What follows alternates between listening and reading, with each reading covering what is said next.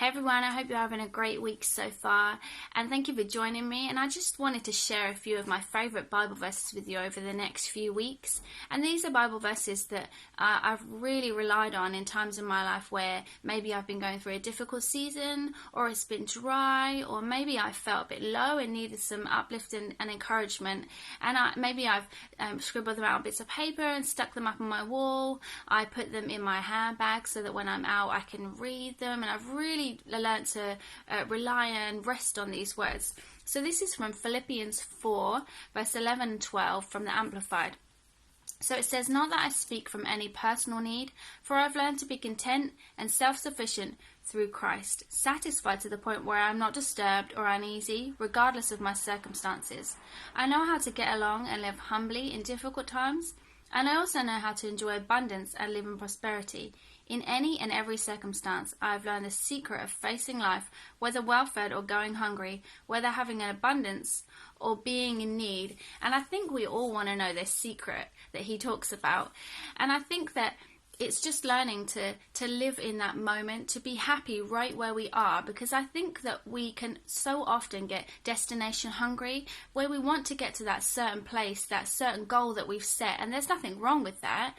But when you think in your mind that maybe you're in a valley time, and there's a mountain ahead of you that you know you want to get to, you know you want to climb, and you know once you climb that and you reach the peak and you stick that flag in that mountain, you know that that's victory for you. It might be something that you want to overcome, a sickness that you want gone from your life. It might be a financial need that you need. It could be anything.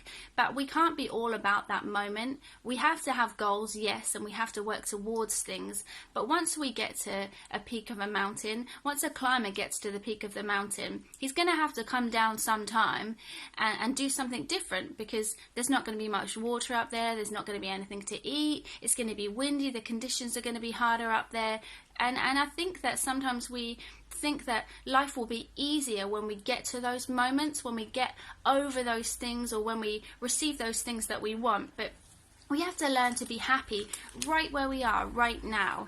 And I think we have to learn also to ask the right questions when we're in those places where we might not want to be. We might feel like we're stuck in a place that we don't want to be, but it's important to ask those right questions. So we need to be asking the Holy Spirit, what is it that you want me to learn while I'm right here?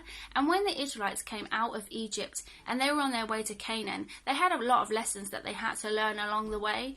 And they went from not the way that they were treated, but the land, Egypt. They went from a beautiful, lush place, and they were headed to Canaan, which was a beautiful, lush place. And in the middle, they faced this wilderness. And sometimes our life can be like that. When we're headed and we're on our way to a destination that we want to get to, sometimes there can be a bit in the middle that isn't so good. It's not enjoyable. It can be dry. We can feel like it's a barren place that doesn't have any life. But I want to encourage you to look for the beauty in that place, to look around and to look for those things that God is trying to show you and God is trying to teach me. And I remember when I was going through a difficult time, God kept asking me the question. He kept saying to me, "What do you see?" And I kept saying back to him, "Well, I see pain, and I see broken relationships, and I see destruction." And he kept repeatedly asking me that question, and I kept giving him the same answer until I learned to look differently, until I learned to look around, and I answered back differently to him. And I said, "Well, I see opportunities to trust you.